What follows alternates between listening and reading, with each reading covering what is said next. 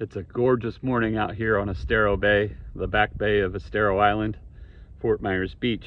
I hope the wind isn't too much where it's causing a distraction, a windscreen where you can't hear me. I can't really shield it with my one hand. But I wanted to do an update to the Stopping the Madness because I hadn't really updated you all in probably a couple of months, at least a full month, since my hospital stay and since deciding that I didn't want to be in an abusive relationship anymore. And I'm out here thinking about it, you know, deeply wounded people who've suffered psychological trauma as children, they don't heal themselves. They're not an overnight fixer-upper type of person. Their wounds are deep and in the subconscious, and they need to be mined by an expert. They need to be dug out by somebody who knows how to properly handle and manage the emotions associated with it, the negative patterns of behavior that are associated with it, the psychological trauma, the scars that it leaves. It takes a highly trained professional. And so people that seek help, you know, the ones that truly want the help, it's a long project. It's not a fixer-upper kind of project. It's not a do-it-yourself project for sure. You need a trained professional, a licensed professional, just like if you were fixing an old home. You're basically rebuilding yourself, and you need somebody to help you with that. But it's a long process. And so those who go in for the help that aren't really doing it for the right reasons, yeah, they're going to run the minute that the counselor gets real with them. The minute the therapist or psychologist or psychiatrist wants to go deep with them, they're going to run. First sign of trouble. So that's what happens in a lot of cases. Deep psychological trauma. You've now opened up to the counselor and shared all of it with her, and she realizes, oh, okay, now I see what I'm dealing with. You know, I'm going to recommend a 13-week intense therapy. You know, we're going to meet every week, sometimes twice a week.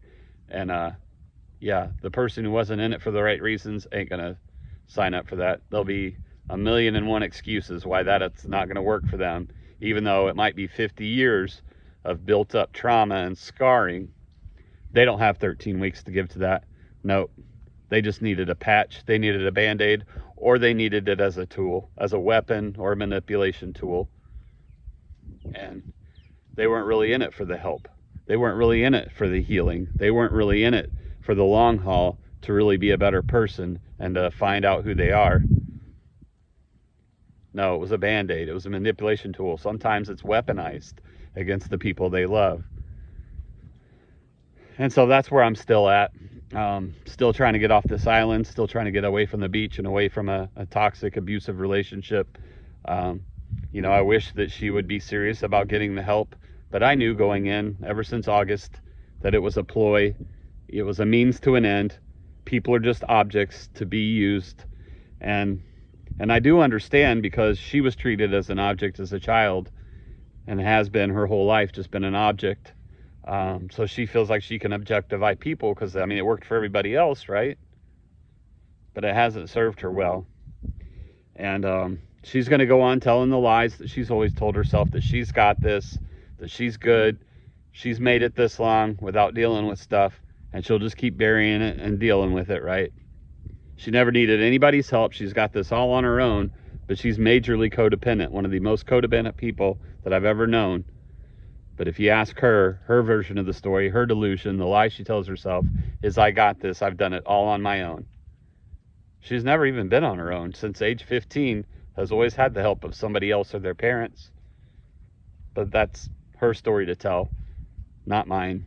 But that's why I got to get away. I got to end the madness, because I can't keep being gaslit and, you know, constantly argued with and trying to convince me that that's not the truth, that my version is just my version, my labels are just my labels, that none of it fits, that I'm the delusional one, I'm the narcissist, I'm all the things that she projects onto me.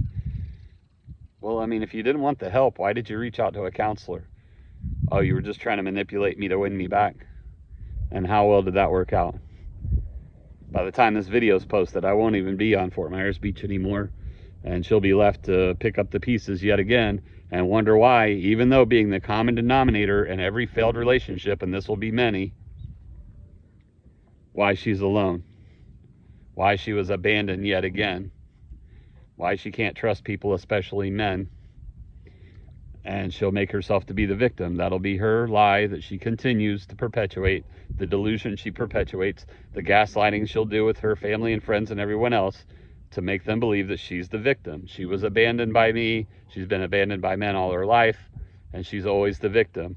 But at some point, and you would think in 50 years somebody would realize this, you're the common denominator. That doesn't make you the victim unless you've just put yourself in abusive situations because that's your pattern.